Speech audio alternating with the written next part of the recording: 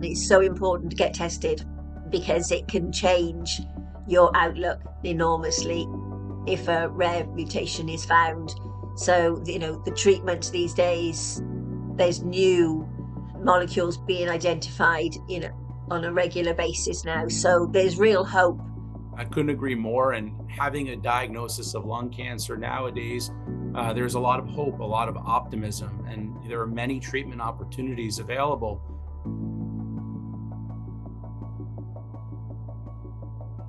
Hello, and welcome to Understanding Rare Non-Small Cell Lung Cancer Mutations, Insights and Access and Support.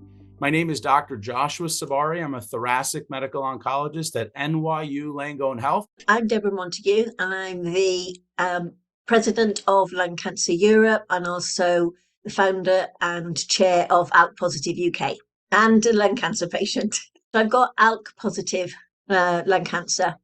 So my understanding is that 2/3 of patients are female with this type of lung cancer. And unfortunately, because it's quite difficult to detect, over 90% of us are diagnosed at stage 4.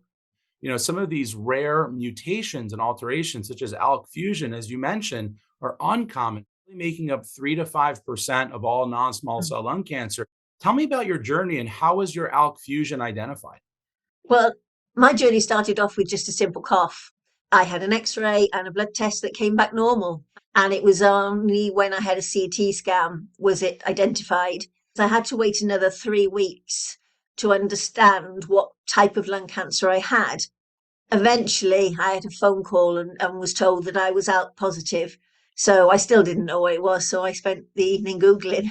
The shock is enormous because with a lot of the rare lung cancers, most people are non-smokers. It can feel quite isolating because you're not going to come across many of us. So I looked onto the internet to find a support group at the time that was in the US, because you need to feel that you can talk to someone who understands, and that's the important bit. And I think that's what advocacy groups give you. You don't feel alone. It's very important to reassure patients that there are options and there are some great treatments around. No, there's no guarantees. However, there is hope. And with the newer targeted treatments, people can live many years. Yeah, I couldn't agree more. We know how important it is to do biomarker testing, and broad panel next generation sequencing is critical. We are seeing more and more younger fit patients with these rare alterations being diagnosed. So I agree, having that hope, in the initial visits, explaining that there are treatment options available, particularly the revolution of targeted therapies. How are you able to get onto a targeted therapy? And tell me a little bit more about that journey.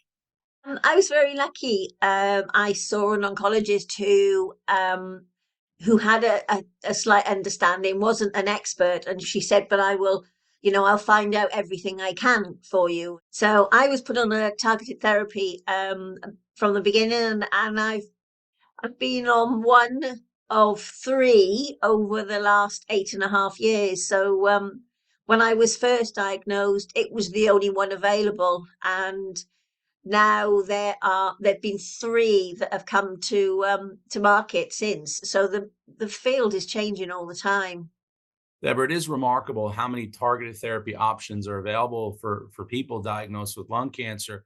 I think the critical teaching point for me is that you really need to ask, what is my biomarker? Many oncologists are savvy and will do the testing, but some won't. And it's important that you advocate for yourself. It's so important to get tested because it can change your outlook enormously if a rare mutation is found. So there's real hope, and you can live very well. But yes, I would really wholeheartedly encourage all healthcare professionals to guide their patients to the advocacy groups.